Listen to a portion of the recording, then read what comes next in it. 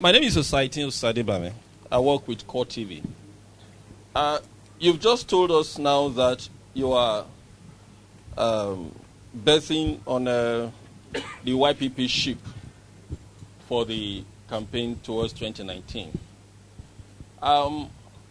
We had one of your aides introduced, and for the YPP representation, seemed the women leader. Why is it that the chairman of the party is not here?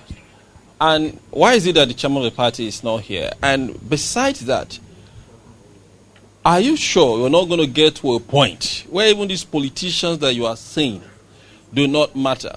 We break the rank of this party with money, and you have two camps struggling to say, we don't want him, we want him. Have you looked into that possibility and how you can work around it? My name is Fred. Easy. I write for the Sun newspaper. I think you need to convince me more that YPP is not a party of greed, according to you. Because I know the national chairman, Amakre, he used to be the YDP national chairman. At a point, he pulled out and established this party. I was at the INEC when the certificate was issued to him. So we're not going to go into the deeper part of the thing, but the issue of greed now, because for him to leave YDP and establish this party, something must have happened. So you need to convince me more that YDP is not a party of greed. Sorry, YPP. My name is Innocent Odo, and I write for the Business Day newspapers. My question is about the systems and structures of Nigeria, Prof. Do you believe that, Innocent Odo, yes, on Business Day, the systems and structures of Nigeria, you have advocated for the restructuring of Nigeria into a true federal arrangement in order to move it forward. And there are other areas of Nigeria that, if you ask me, deserve more serious restructuring, like the issue of budgeting, for instance. What policy do you have in changing the structure of budgeting in Nigeria? Because all we have are so many line items in Nigeria's budget, for instance, that do not necessarily make sense. So how do you intend to tackle that situation and other infrastructural problems that we have? Thank you. My question, the one that was for me, was the systems and structures of Nigeria, restructuring and budgeting. We know that the political economy of Nigeria is a lie. That is why Nigeria is not functioning today. That is why for the past several years, our budgets are perennially late. And when they are eventually passed, months after that they should have been passed, performance is never more than 20, 30% or 40% at most. This is something that goes to the core of governance. Now, everyone knows that part of my vision for Nigeria, and I set out that vision here in this book called Build, Innovate, and Grow, My Vision for My Country. I'm the only aspirant for the presidency of Nigeria who has produced a comprehensive vision that you can go and check out. There are 25 visions here, covering leadership and governance, nation building, economic management, and foreign affairs. I encourage you to get this book. I encourage you also to visit www.tobuildanation.com, where we have a summary of that vision. So, part of that vision is restructuring. Nigeria needs constitutional restructuring so that this country can function economically. The economy is failing because the wealth of this country is trapped in what, although officially is a federal system, is in reality a unitary system. And all the decisions and all the powers are vested in Abuja, in the federal capital. Until we have real fiscal federalism with resource control, with Nigeria organized by federating units along the 6 geopolitical zones who generate their own resources. They generate their own resources and manage their regions with those resources and pay a tax to the federal government. Until that happens, you will continue to have non-functional budgets in this country. Because the budgets are just a wish list. There's no vision behind the budgets. You have a budget of Nigeria in which 70 to 80% of the federal budget perennially goes to paying civil servants. How can a country like that develop? You're just paying salaries.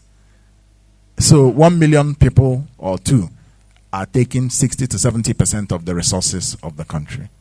We're not serious. We don't want to address it because politically it is seen as unpopular if you do so. But that's why I tell you we have no leaders.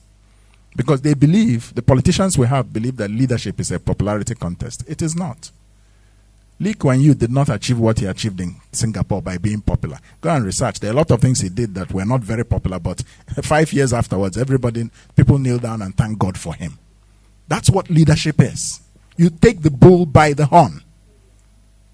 It's like what we're doing today, subsidy. We've spent 1 trillion on subsidy.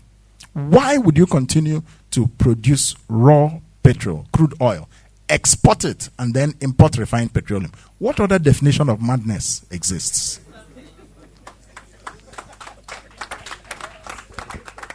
So then, not only do you export the raw crude and import the refined petroleum, you now pay a subsidy for the more expensive refined petroleum so that you will pretend that refined petroleum is not costing what it actually costs, so that you will be quote-unquote popular.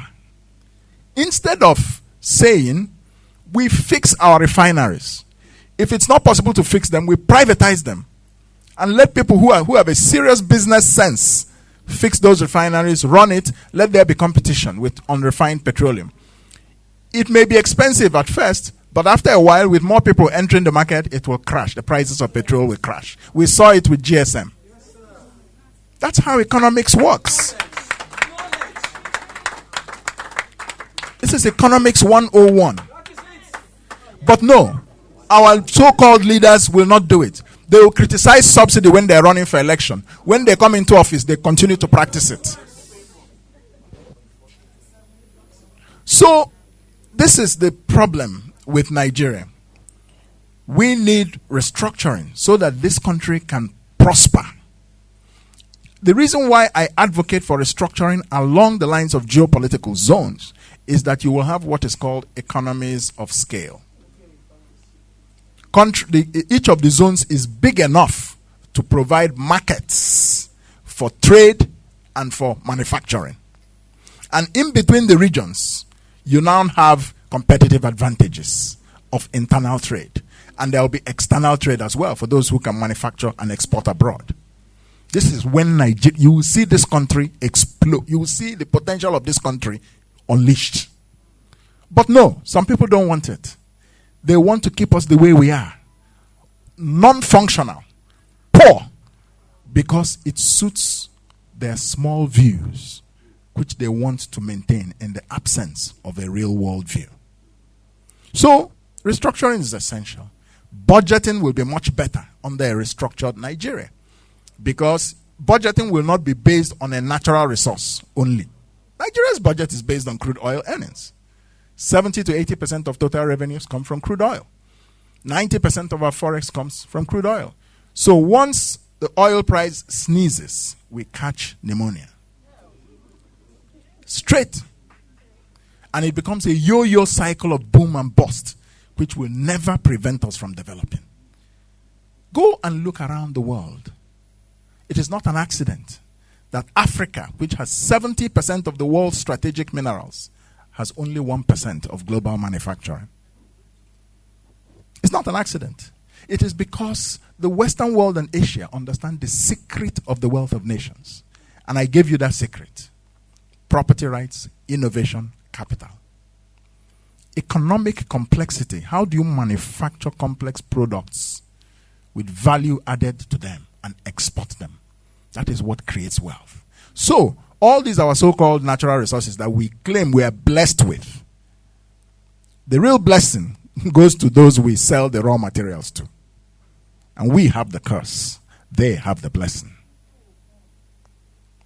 That's why your cell phone, what is in this cell phone? This cell phone is a complex product made up of about several different raw materials, including zinc, coltan, all sorts of things. Some of them are found in Nigeria.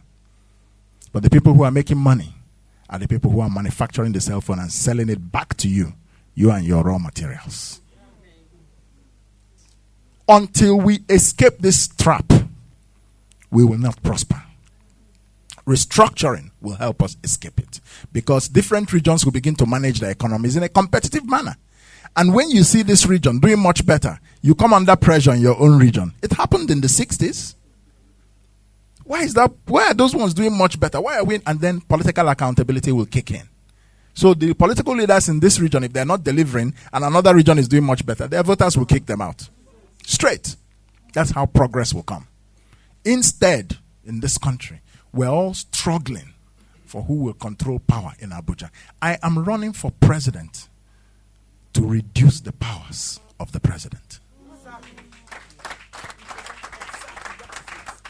Because until those powers are reduced and decentralized, this country will not prosper. So I'm not running for power. I'm running for the responsibility to make life in our country better.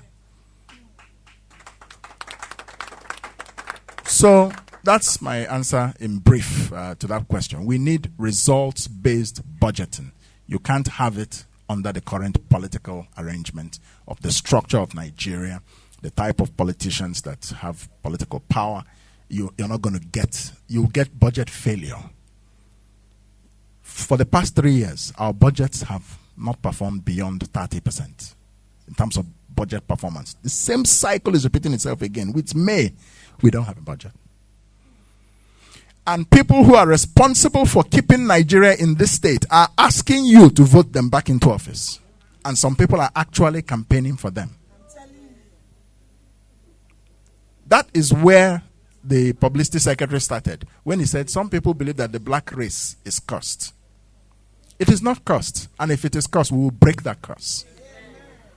Because reality is what we make it. But to make the right kind of reality, you and I, and all our brothers and sisters across the country, it is time to vote in a different type of leadership. That is what will change our reality. If you continue to do the same thing, hoping for a different result, you're wasting your time.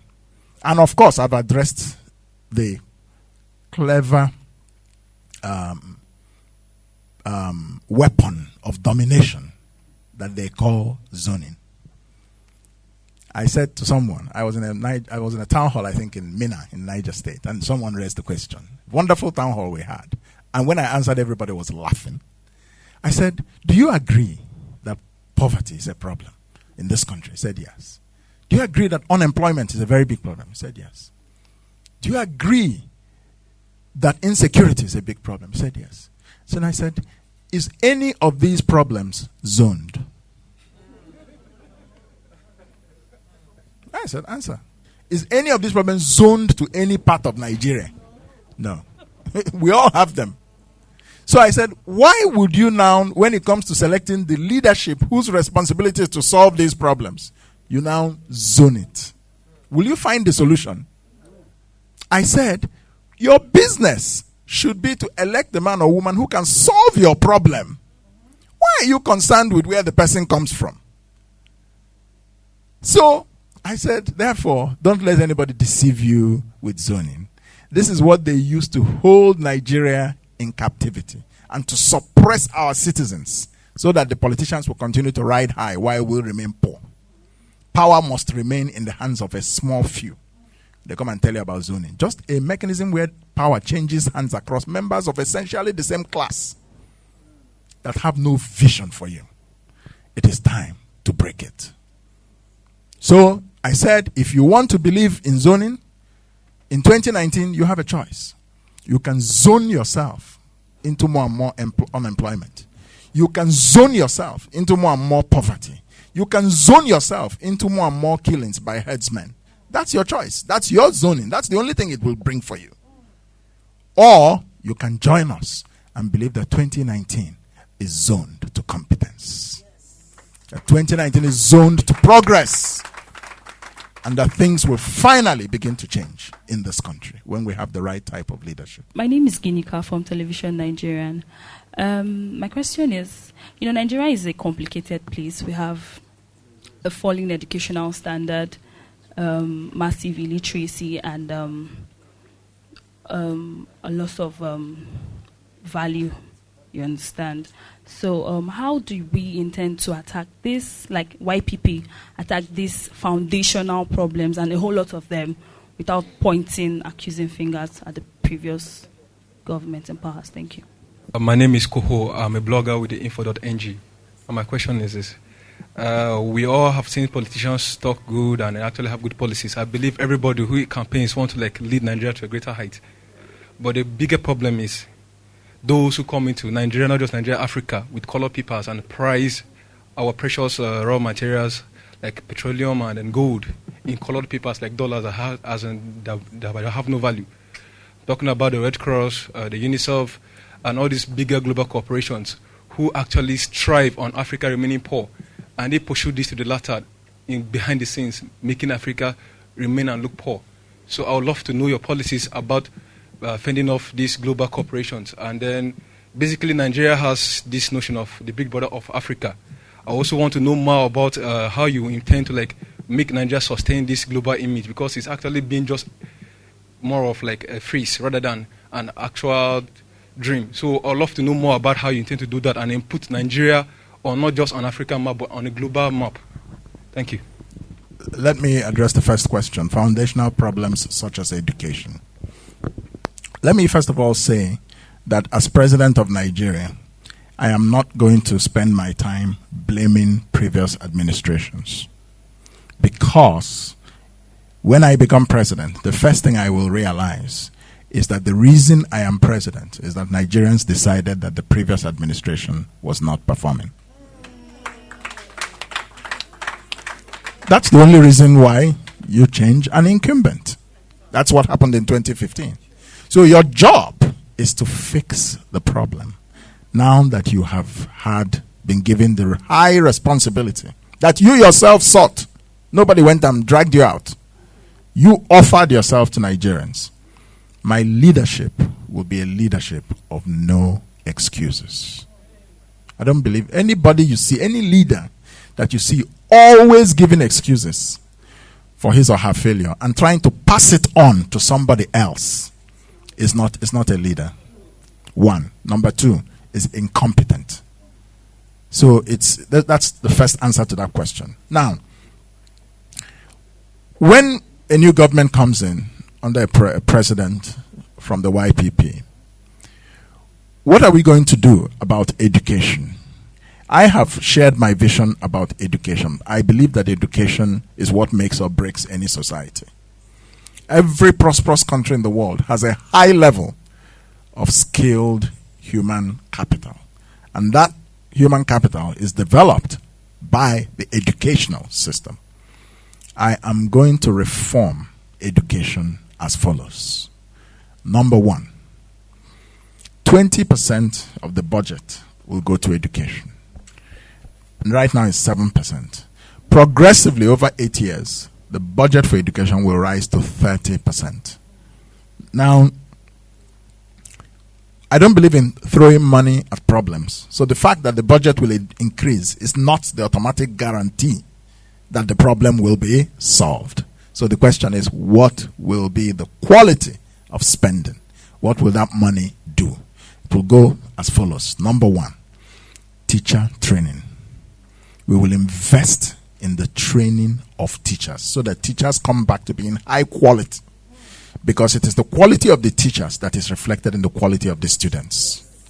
So we will invest heavily in teacher training across the educational system. That's number one. Number two, we will change the curriculum in Nigerian educational system in some very fundamental ways when I become president. Number one, at the primary level, for example, we're going to introduce the teaching of ethics. Our children will first of all grow up knowing what is right and wrong, in addition to whatever guidance they receive in their homes. But we know that poverty has sometimes broken down the value system. So we'll introduce ethics into the system. This is the foundational start of the war against corruption. Don't get me started on the so-called war on corruption, because when we are serious about fighting corruption, we will see the result. So ethics, then we will teach our children, primary, secondary school, a foundational worldview of the Nigerian state. You begin to learn it from infancy. What does it mean to be a Nigerian? What is your vision? What is Nigeria's destiny? I say in this book that my worldview is one nation, one destiny. Those who are old enough will remember a certain political party that had that slogan. I wasn't a member of that party, but I like the phrase. It's very correct. That we as Nigerians, when you're an American, you start learning from school that the flag is powerful and important. You begin to learn that Americans, you feel as an American that America has a manifest destiny, as they call it. Land of the free, home of the brave. You see all these things, they begin to be inculcated in young people. By the time the person grows up, he is an American. He may be black, he may be white, they may have issues. But all those issues are subsidiary to the political identity of citizenship. And that is what I will establish in this country. That whether you're Igbo, Yoruba, Hausa, that your Nigerian comes first. The first place to begin to do that is in the educational system. You catch them young. You catch them young. So then we move to functional curriculum transformation. Today, Nigerian students are prepared to enter a pipeline. The educational system has become a pipeline into unemployment. Because our students graduate, they are not employable. They don't have the skills. So we'll change the curriculum towards science, technology, entrepreneurship, innovation, vocational skills. My government will establish vocational skills training centers in each of the 774 local government areas of this country, so that young men and women go and learn plumbing, welding, whatever, those who may not have the opportunity to be in the universities. So when we change the curriculum like that, there will be 60-70% of the curriculum will be weighted towards those subjects, and 30-40 will be left for other subjects, which also are important. But we know, using the example of China, that when you are a developing nation and you actually want to frog leap or leapfrog into development, you must focus on the kind of skilled human capital that is immediately transformational. And that is the skills of production. In economics, we call it productive knowledge, PK. That is what economic complexity is based on. You produce students that can produce complex products and that know how to run a business. Everybody graduating from a Nigerian university must take a course in entrepreneurship, so that you know how to manage your own enterprise. Even as an accountant, even as a doctor, your hospital needs hospital management. If you don't understand entrepreneurship, but you know how to put the needles and do the surgery, your hospital may collapse, but you know how to operate on patients. So, curriculum development will be the second half. Now, the third thing will be what we call the pedagogy of learning. How we learn. In our secondary schools and our universities, young people cram their notes and reproduce it at exams. They pass their exams, off they go. There is no training on critical thinking. There is no training in original thinking. This will change. We will teach our students to think for themselves, because that is how innovation comes. That is how things are discovered. As a professor in the United States, the way you get 100% in my course is as follows. 60% goes to your research paper, how good it is. 20% goes to whether or not you speak up in class. whether you participate in class discussions that train you to debate, to think on your feet, and so on. Then 20% goes to whether you attend classes or not. 100%. This is how these kinds of universities and countries produce men and women who are very original in the way they think. So we'll change the pedagogy, the way we learn. Then we will invest in educational infrastructure. That's number 4. The computers, the educational learning aids that we need to be part of the 21st century. You don't want people who have studied computer science, but they haven't seen a computer in a long time. But they were studying the theoretical aspects of computer science. It's true, but it happens. So then number 5, we will look at the remuneration and the welfare of teachers, because we want to restore the pride of place that teaching used to have in our society. In countries like Finland, in countries like Korea, the number 1 profession is teaching. Namibia, yes. When teachers come out, it used to be like that in this country. In Igbo, for example, they say Onye Nkuzi, the teacher. It was such a revered, title to give someone. So that's so somebody then talked about political promises, raw materials, process, foreign aid, Big Brother Africa. This question is very interesting. I don't get often asked this question. First of all, I want you to read this book, Big, Build, Innovate, and Grow. And also, I want to encourage you to read my other book, Emerging Africa. These questions go to what we call the world view. What is our mental map of the world? And how do we navigate the world? Where are we coming from? Where are we going? How do we get there? What is our value system? What is our strategy? These things are all the components of a worldview. The Western world has a worldview of global intent. That is what foreign aid is about. Foreign aid is part of the projection of the worldview of the superior economic powers of the world. They give you assistance, and you believe they are giving you assistance because they love you. They give you assistance, 1, because they want you to have the mental framework that you deserve assistance.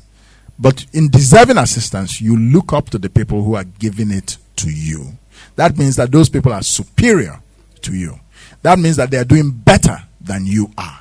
So you continue, as you find in many African countries, and one of the major reasons African countries have remained poor is because of their belief that they can develop with foreign aid. Foreign aid has never developed any country. It is a tool of domination. When they give you aid, a lot of aid, when a major vote comes up at the UN General Assembly, when you get some phone calls, look, I was in the UN, so I know how the system works. You get some phone calls about what the position of the big powers is on this issue coming up in the General Assembly. And you know that you have to behave yourself and vote exactly the way they want you to vote. Otherwise, you may not get your next year's budget, because that budget may be depending 40 or 50% on foreign aid. So when they say jump, you ask them how high. That is what foreign aid does. And that's why I am not a believer in foreign aid. Under my government, I'm not going to go around the world with cap in hand, begging countries to come and donate to solve the crisis in the Northeast. We have enough resources in this country to solve the crisis, the humanitarian crisis in the Northeast. If only we were truly serious about solving it. With all that foreign aid, what has happened? You come to the Northeast, a lot of corruption. A lot of that money comes in, and some people, grass cutters or whatever they may be, are chopping the money. They corner the money and blow it. Foreign aid also encourages corruption, because it is seen as, well, it's a wolf money, so yeah, we corner it and so on the Big Brother Africa syndrome, very good point. Nigeria has been we have had demographic power because we're large in our population. At a certain point, we're also stronger in our resources, maybe in the 70s. But what happens in our foreign policy? Number 1 is that Nigeria's economic clout has declined seriously. Its influence has also declined. At the Nigerian state is being broken up gradually with insecurity and, terrorism and, all sorts of things. Nigeria's ability to play the role of a big brother in Africa has also declined. Now, but even to the extent we play that role, you find out that many countries take our aid and they are not grateful. In life and in diplomacy, we say, there is no free lunch. As president of Nigeria, if we give assistance to African countries, there must be a quid pro quo for that assistance. As president of Nigeria, I will not be giving away Nigeria's money free. I know what happens. Sometimes some countries get into a problem, they send messages to Abuja, and we know what happens. You don't know, I know, because I worked in a place where I know. You understand what I'm saying? So you don't know how much of Nigeria's resources are frittered away in this type of unclassified gifts. So if we give assistance, we should focus on Nigeria's interest first. We are not a Father Christmas. I was in a meeting of the economic team once, some years ago, and somebody said, oh, well, some people were arguing for a policy in ECOWAS that would favor other ECOWAS countries but not work to Nigeria's advantage. And I raised my hand and said, look, the president was not elected the president of ECOWAS. He was elected by the people of Nigeria. What should concern us first? We cannot have a trade policy that puts Nigerian manufacturers and Nigerians at a disadvantage just because that is what ECOWAS requires. Do you know how much pressure we came under to sign the European Partnership Agreement? Thank God I was one of those who resisted it in the economic team, and up till today we still haven't signed it. Thank God. Because there are Nigerians who know that this is part, and this is what foreign aid does. Many of the small West African countries have all signed it because the Europeans will put a gun to their head with foreign aid.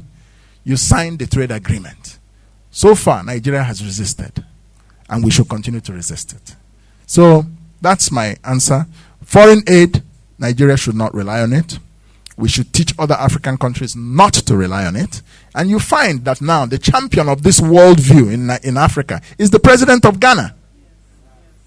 He goes around very articulate, very educated. He speaks at Oxford. He stands beside Macron, and he challenges them. When they listen to him, they cannot reply him because the man went to school. He went to Oxford, and he has a worldview. He didn't go there cap in hand to beg them, and that is Ghana. Meanwhile, Nigeria's leaders are going around the world now begging. As president of Nigeria, I will stand side by side with Trump. I will stand side by side with Theresa May, side by side with Emmanuel Macron, side by side with Angela Merkel. And when I speak, you will be proud.